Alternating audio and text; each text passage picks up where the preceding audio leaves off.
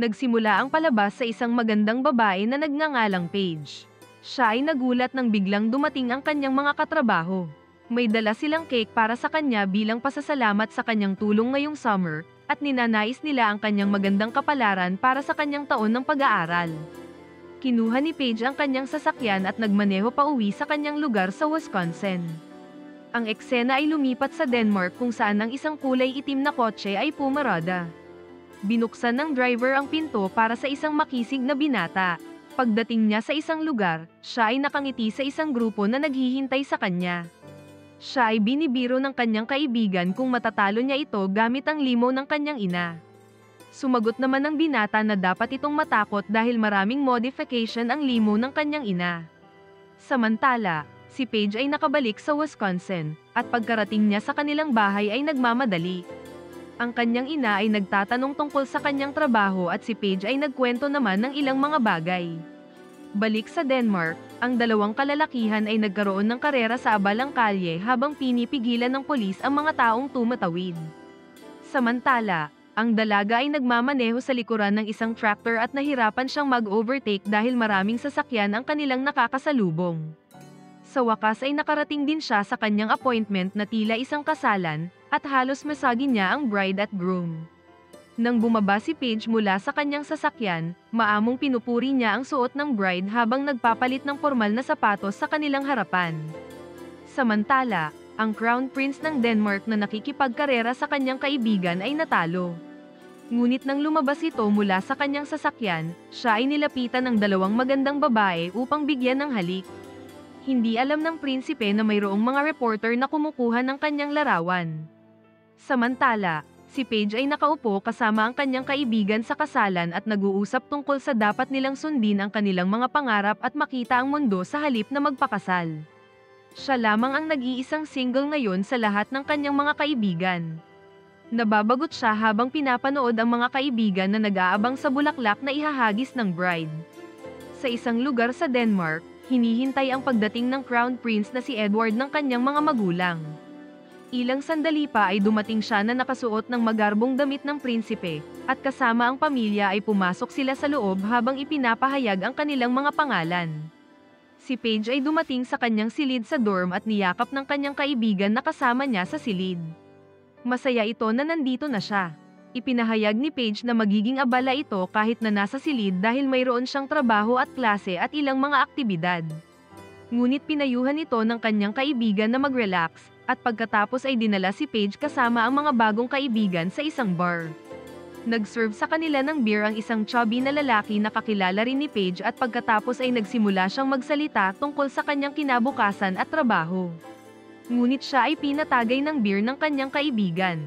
Samantala, dinala si Prince Edward sa conference room kung saan ang mga tao ay nag-uusap tungkol sa negosyo. Gayunpaman, ang prinsipe ay tila walang interes habang hawak ang isang business file. Nang siya ay tinanong kung ano ang iniisip niya tungkol sa bagay na nasa kamay, tinanong niya kung ano ulit ang tanong. Halatang siya ay hindi nakikinig. Nagmadali siyang lumabas at pumunta sa kanyang silid, nagmumukmok sa kung paano siya papagalitan ng kanyang ina tungkol sa kung ano ang nangyari ngayong araw. Sinasabi niya sa kanyang butler ang tungkol sa kagustuhan niyang lumabas sa Denmark para magkaroon ng linaw ang kanyang pag-iisip. Si Prince Edward ay nag-relax sandali at nanood muna ng film recaps Tagalog. Nakita niya ang mga di naaangkop na pag-uugali ng mga kababaihan sa Wisconsin na kung saan ito ang kanyang gusto. Pagkatapos ay nakipag-usap siya sa kanyang mga magulang tungkol sa pagpunta niya sa Wisconsin. Nagsinungaling siya tungkol sa kagustuhan niyang mag-aral sa isang prestihiyosong unibersidad na may mga extra na gawaing pangkurikulum. Gayunpaman ay di siya pinaniniwalaan ng kanyang ina, at ipinahayag na ito ay isa lamang sa kanyang mga kalokohan na magresulta sa kanya na mapasama sa mga tabloid.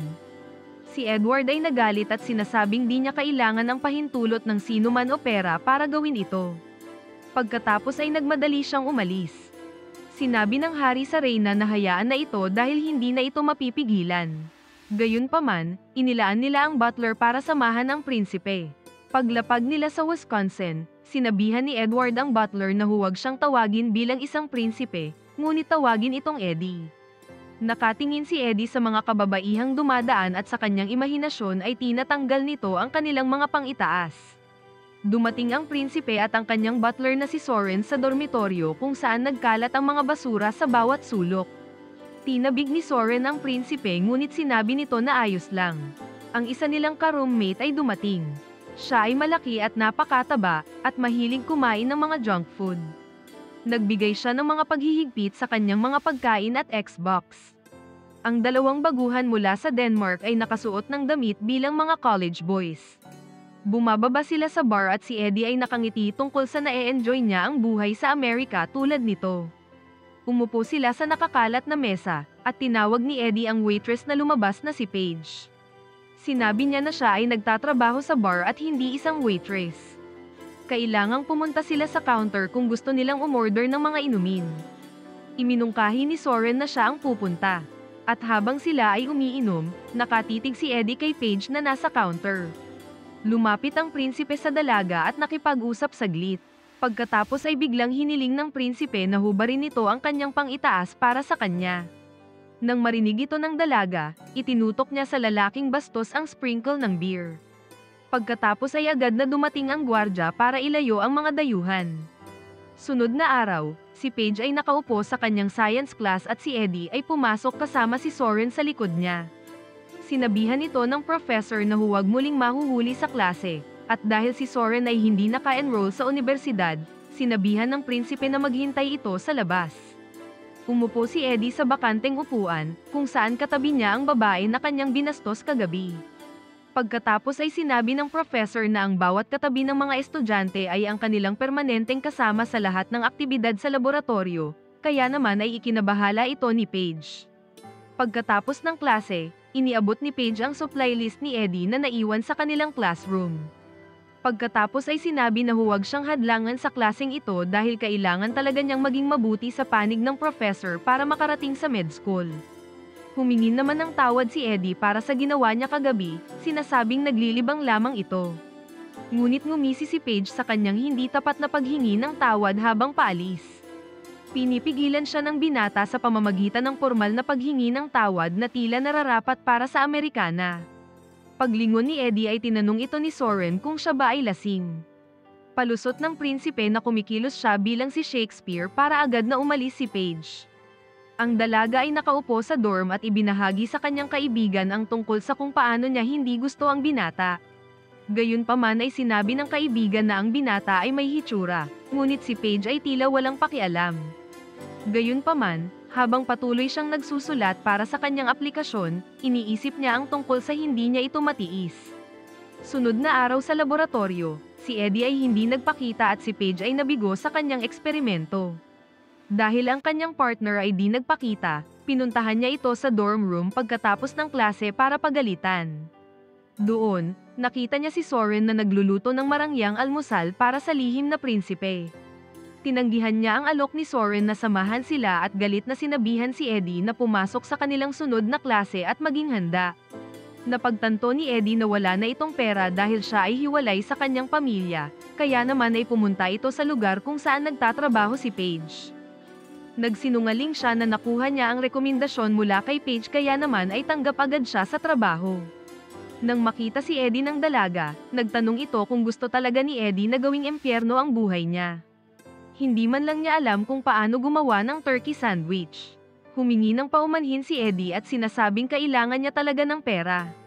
Pagkatapos ay tinuruan siya ng dalaga kung paano gamitin ang turkey cutter, at nakatingin siya sa dalaga na sobrang lapit. Sa pagtatapos ng araw, ang mga empleyado ng college bar ay naglinis kasama sina Paige at Eddie, habang si Soren ay natutulog. Nagpatugtog si Paige ng musika sa jukebox at tinanggal ang kanyang sapatos. Sumasayaw siya habang naglilinis, at si Eddie ay nakatingin na tila interesado. Si Eddie ay tinawag para maglinis sa labas, at habang pinapanood siya ni Paige habang paalis, tinawag si Eddie at sinabing mahusay ang ginawa niya ngayong araw. Ang prinsipe ay tila naaakit kay Paige kaya hiniling niya na samahan siya sa isang dorm party. Ngunit tumanggi si Paige at sinasabing siya ay abala. Si Soren ay lumapit mula sa likuran, at sinabi ang katotohanan na siya ay tinanggihan lamang. Sa Denmark, Dumaan ang maliit na kapatid ng prinsipe sa hallway at di sinasadyang narinig ang pag-uusap ng kanilang mga magulang tungkol sa medical test, kaya naman ay tinanong ng bata kung may sakit ang kanyang ama. Tumakbo siya at umupo sa kandungan ng ama at sinasabi naman ng mga tao sa paligid na huwag siyang mag-alala. Sa universidad, sinuri ni Paige ang kanyang grado kung saan ito ay negative C at ito ay sa kanyang subject na English Literature. Pagkatapos ay dumalo siya sa science class, at maamong nakipag-usap kay Eddie tungkol sa kung paano ito nahihirapan sa English Literature. Tinanong ang binata kung matutulungan siya nito ngunit 2 beses nagbago ang isip niya. Tugon ng binata na tutulungan niya ito ngunit kailangan niya rin ng tulong nito. Tumayo sila malapit sa laundry at tinuruan ni Paige ang binata kung paano ito gawin. Pagkatapos ay tinuruan naman ni Eddie ang dalaga kung paano magbasa ng mga literature sentence. Sa Denmark, nababagot ang ilang mga reporter sa parehong boring na mga larawan ng matandang lalaki, at nagtataka kung nasaan si Prince Edward. Pinuntahan ni Paige si Eddie at ipinakita sa binata na naging madali sa kanya ang English literature. Tinanong din niya ang tungkol sa grado ni Eddie, at nakakuha din ang binata ng magandang grado. Habang nakikipag-usap ang binata ay aksidenteng natapon ang langis, tinanong naman siya ng kaibigan ni Paige kung anong gagawin niya para sa Thanksgiving, dahil kadalasan lahat sila ay madalas na pumunta sa kanilang mga pamilya. Ngunit hindi sinamantala ni Paige ang pagkakataong ito na hilingin sa binata, hanggang sa humingi ng permiso ang kanyang kaibigan kung pwedeng siya ang humiling kung gusto ni Eddie na pumunta sa kanilang bahay para sa holiday. Ngunit pinigilan ito ni Paige at agad na niyaya ang binata na pumunta sa kanilang lugar. Tinanggap ni Eddie ang imbitasyon at nagpasalamat sa dalaga. Habang naghahanda si Eddie, inutusan niya si Soren na huwag na itong sumama sa kanya. Sinasabing magiging maayos ang lahat. Sina Paige at Eddie ay bumiyahe papunta sa bahay ng dalaga, at ipinakilala si Eddie sa kanyang mga magulang at mga kapatid. Pagkatapos ay isinama ni Paige ang binata para ipakita ang kanyang silid at napansin ni Eddie ang malaking mapa at kulay berdeng pin. Sinabi ni Paige na ang mga pulang pin ay ang mga lugar kung saan siya napunta, at ang mga berdeng pin ay ang mga lugar kung saan gusto niyang pumunta. Dahil ang mga doktor na walang limitasyon ay pumupunta sa mga lugar na ito upang magbigay ng gamot at ligtas na tubig. Tinitigan ni Eddie si Paige at sinasabing siya ay nananakot. Pagkatapos ay tinanong ng dalaga kung anong gustong gawin ng binata, tugon ng binata na wala siyang magagawa kundi pangasiwaan ang negosyo ng pamilya. Habang sila ay nakaupo sa kama at parehong nakatingin sa isa't isa, biglang dumating ang ama ni Paige at agad na tumayo si Eddie. Pumunta siya sa silid para sabihin na handa na ang silid para kay Eddie. Ipinaalala din sa kanya na matulog silang bukas ang pinto. Iminungkahi ng ama ni Paige na turuan ng binata kung paano gumagana ang mga bagay sa paligid kaya naman si Paige ay nag-aatubili tungkol sa ideya, ngunit si Eddie ay interesado. Isinama siya sa bukid kung saan ang binata ay tumatakbo kasama ang mga baka, nadapa at lumapag sa maputik na lupa. Sinabi rin sa kanya na gatasan ang mga baka, at araruhin ang lupa. Sa garahe, napansin ni Eddie ang mga tractor na naging mga sasakyan. Ipinaliwanag ng mga kapatid ni Paige na itinuring sa kanilang lugar na isang palakasan ang pakikipagkarera gamit ang mga ito. Pagkatapos ay sinabi ni Eddie na may kakayahan siyang mapabilis ang mga sasakyan, ngunit hindi sila naniniwala sa kanya. Sa tanghalian, tinanong nila kung ano ang nangyayari sa pagitan ni Eddie at Paige. Paniniwala nila na napakagwapo ni Eddie para kay Paige ngunit unti-unti ring nagugustuhan ng pamilya. Sa lawnmower race, tumulong si Eddie na baguhin ang bilis ng sasakyan ng pamilya. Habang ang pamilya ay nakaupo sa bleacher, sinasabi ng ina ni Paige na gusto niya si Eddie ngunit tugon ni Paige na hindi siya makapag-focus sa mga distraction. Oras na para sa paligsahan, at si Eddie ang nagunguna laban sa taunang nananalo. Nang sinusubukan na banggain si Eddie ng kanyang kakumpitensya para siya ay mahulog, kabaligtaran ang nangyari kaya naman ay si Eddie ang nanalo sa karera. Habang sila ay nagdiriwang, lumapit ang talunan at agad na sinuntok sa mukha ang prinsipe. Bago sila makapagpatuloy sa laban ay inatake ng mga kapatid ni Paige ang talunan at sumama naman si Eddie sa pambubugbog. Sa gabi, sina Eddie at Paige ay bumalik sa garahe at nilagyan ng dalaga ng bandage ang nasaktang bahagi ng mukha ni Eddie. Humingi ng paumanhin si Paige dahil sa pag-aakala ng mga tao na sila ay magkasintahan. Habang nakikinig si Eddie ay nakatitig ito sa dalaga hanggang sa nauwi sa halikan. Kalaunan, nang si Eddie ay bumalik sa dorm, nagulat siya nang nakita si Soren na natutong maglaro ng Xbox. Sa araw ng pasukan, magkasamang nag-aaral sina Eddie at Paige sa library, ngunit ang binata ay patuloy na nakatitig sa dalaga. Dahil dito ay natawa si Paige at sinabi kay Eddie na mag-aral ng seryoso para sa finals. Ang kaibigan ni Paige ay nakatingin sa kanila mula sa kabilang mesa. Kumilos si Eddie at hinawakan ang kamay ni Paige, kaya naman ang dalaga ay napangiti. Pagkatapos ay dinala niya sa ilalim ng mesa at inilapag sa kanyang mismong tuhod at pagkatapos ay nilaro ang kanyang palad. Hindi na kayang mapigilan kaya pumunta sila sa likod ng library kung saan sila ay naghalikan hanggang sa tinanggal ng dalaga ang pang-itaas ng binata. Ilang sandali pa ay bigla silang ginambala ng mga reporter mula sa Denmark kung saan kinukunan sila ng mga larawan. Ang dalawa ay agad na tumakbo palabas kung saan si Eddie ay nagtapat na siya ay isang prinsipe. Hindi makapaniwala ang dalaga at sinasabing hindi siya kailanman minahal ni Eddie. Matapos itong sabihin ay lumayo ang dalaga. Sa mga sumunod na araw, si Eddie ay dumadalo sa klase habang dinadagsa naman ng paparazzi. Hanggang sa isang araw, nakatanggap si Eddie ng tawag mula sa kanyang ina. Sinasabing kailangan itong umuwi dahil may sakit ang kanyang ama. Sa huling English presentation ni Paige habang siya ay nagsasalita, napagtanto niya na umiibig siya kay Eddie at ayaw niya itong pakawalan. Nagmadali siya papunta sa silid ng binata, ngunit nalaman niyang ito ay umalis na. Pagbalik ni Paige sa kanyang mismong silid, nakita niya ang premyo na napanalunan ni Eddie at isang tala. Matapos itong basahin ay nagmadali siya para mag-impake. Napagtanto ng kanyang kaibigan na siya ay umiibig, at lahat sila ay tumulong para makalipad siya papuntang Denmark.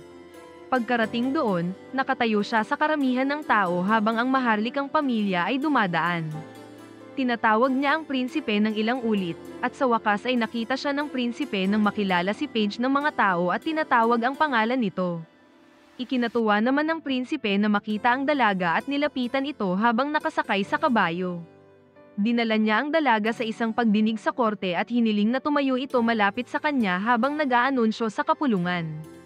Pagkatapos ay muling umalis upang pumunta sa palasyo kasama si Paige na kinakabahan dahil kailangan siyang ipakilala ng prinsipe sa hari at reyna. Pagdating nila, umalis muna si Eddie ng ilang sandali at hiniling kay Soren na samahan si Paige. Ipinapakita sa kanya ang paligid ng malaking kastilyo. Samantala, si Eddie ay nakikipag-usap sa kanyang mga magulang tungkol sa kanyang pag-ibig sa isang pangkaraniwang babae, ngunit ayaw ng kanyang ina na mapakinggan ang alinman dito. Sinasabing si Paige ay isang gold digger, ngunit ang kanyang ama ay nagsalita sa kanyang sariling awtoridad. Pinapayagan niya si Eddie na pakasalan ang sinumang magugustuhan nito. Matapos marinig ang magandang balita, pinuntahan niya sina Soren at Paige. Niyakap ng dalaga ang prinsipe sa sandaling makita ito, at sinasabi ang tungkol sa karamdaman ng kanyang ama at ang katotohanan na siya ang susunod na magiging hari. Sinasabing alam niya na kailangang magsakripisyo ang dalaga, ngunit mahal niya ito. Biglang lumuhod ang prinsipe at hiniling sa dalaga na pakasalan ito. Tugon ng dalaga na yes habang sinusuot ang singsing sa kanyang daliri. Sunod na araw, nagising si Paige at nakita ang magandang pagkakagawa ng kisame sa silid. Ilang sandali pa ay pumasok ang dalawang katulong dala ang kape para kay Paige kahit na sinasabi niyang siya ang kukuha kapag alam niya kung nasaan ang kusina. Pumasok din ang kapatid ni Eddie at sinasabi kay Paige kung gaano karomantiko na pakakasalan niya ang isang maharlikang prinsipe. Pumasok si Soren sa silid at sinabi kay Paige ang schedule sa buong araw. Para sa isang karaniwang babae tulad ni Paige, ito ay kakaiba na mayroon siyang schedule. Sinusundan niya ito sa buong araw kasama si Eddie at ang maharlikang pamilya. Ang tagal niya sa pagbibihis para sa paglabas para maging future queen.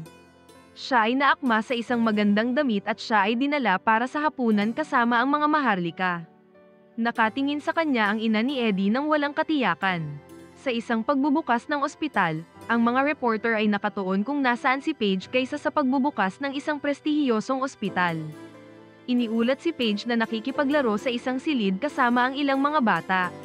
Kalaunan, si Paige ay tinawag ng reyna sa isang silid kung saan siya ay pinagalitan dahil sa paglihis ng balita mula sa isang mahalagang paksa patungo sa isang mas maliit.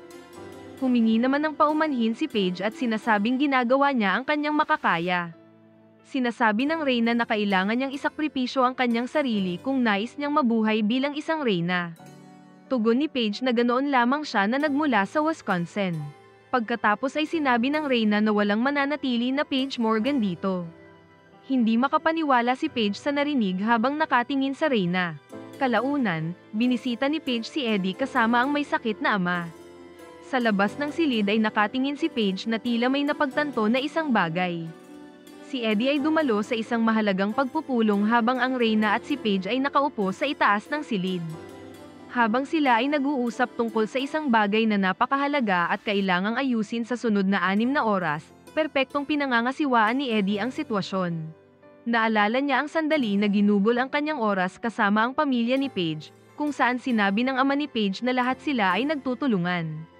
Tila may natutunan siyang leksyon mula dito kaya nagawa niyang ayusin ang mga isyu gamit ang kanyang taglay na kaalaman at talino. Namangha si Paige sa kanyang katalinuhan. Habang siya ay muling binibihisan, si Soren ay pumasok sa silid at ipinaalam na gusto siyang makita ng reyna. Nagmadali sila papunta sa silid ng reyna habang sinasabi ni Soren na sasamahan niya ito doon sa buong sandali. Ngunit nang sila ay dumating sa silid, inutusan ng reyna si Soren na umalis at agad namang sumunod. Pagkatapos ay sinabi niya kay Paige na ayaw niya ng pagbabago. Gayunpaman, patuloy niyang sinasabi na kung ang pagbabago ay makakabuti, kung matutulungan nito ang isang kabataan na maging isang tunay na lalaki ay maaari niyang tanggapin ito. Sa nakalipas na 2 linggo, naisip ng reyna na si Paige ang magiging dahilan ng katapusan ng monarchy. Ngunit napagtanto niya na si Paige na yata ang pinakamagandang bagay na dumating sa kanila. Nagpasalamat naman si Paige sa reyna at nagkaroon ng awkward na katahimikan. Pagkatapos ay sinabi ng reyna na ang bagay na ito ay maayos na. Kailangan nilang gawin si Paige na pinakamahusay na reyna na nakilala ng bansa. Dinala siya ng reyna sa isang silid na matatagpuan sa basement. Binuksan ang nakatagong silid para ibunyag ang ilang mga alahas, ang korona at ang mga magagandang palamuti. Tinanong si Paige kung ano ang kanyang gustong suotin para sa coronation ball. Sumubok siya ng ilang piraso ng alahas hanggang sa nagpasya sila kung ano ang nababagay sa kanya. Sa coronation ball, nakita ng prinsipe na si Paige ay nakabihis ng napakaganda. Humingi ng paumanhin sa mga tao at lumapit kay Paige upang hilingin na sila ay sumayaw. Patuloy na sumayaw ng dahan-dahan ang dalawang nagmamahalan kasabay ng magandang musika, pati ang iba ay sumasali din kasama ang hari at reyna. Sinabihan ni Eddie si Paige na sumama ito sa kanya palabas ng party. Nagmadali sila at naghalikan sa sandaling sila ay nasa isang silid, ngunit mayroon pa ring mga gwardya sa pinto kaya naman ay sinabi ni Paige na pumunta sila sa mas pribadong lugar. Mabilis silang naglakad papunta sa billiard table, isang silid na madilim ang ilaw, perpektong lugar para magtukaan. Muli silang nagambala ni Soren kung saan sinasabi na kailangan ni Eddie na makipagkita sa ibang hari. Si Eddie ay umalis matapos halikan ng future queen at sinasabing mayroon siyang surpresa sa kanyang pagbabalik.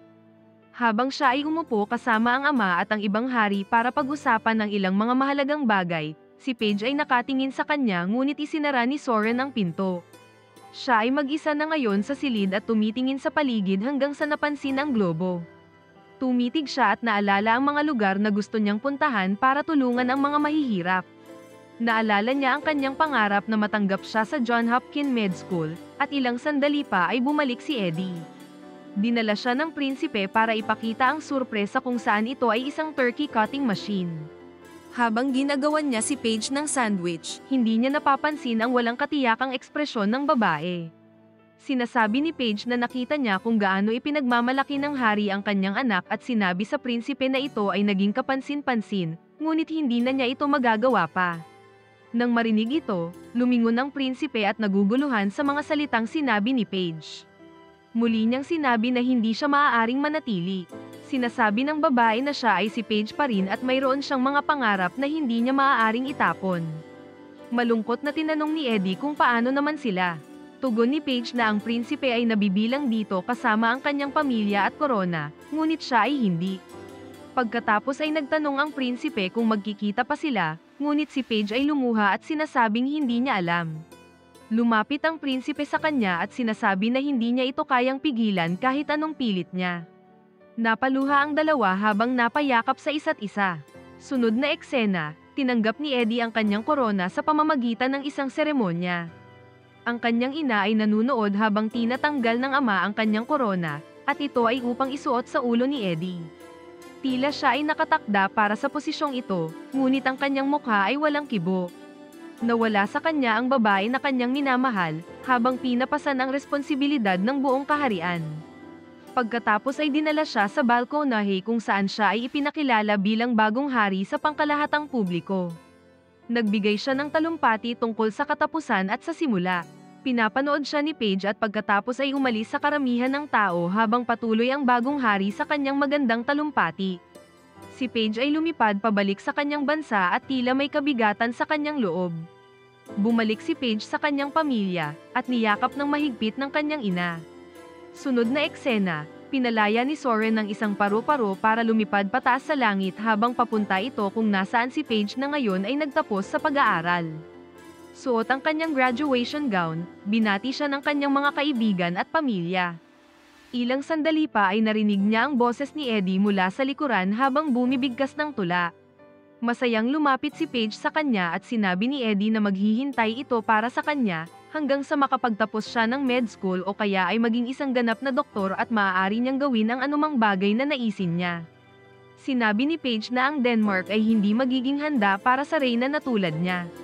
Tugon ni Eddie na handa siya para dito, at masayang hinalikan siya ni Paige. Ano ang masasabi mo sa pelikulang ito? Mag-comment lang po sa ibaba, at kung nagustuhan mo ang video, mag-like at mag-subscribe para ma-notify kayo sa susunod nating upload. Maraming salamat!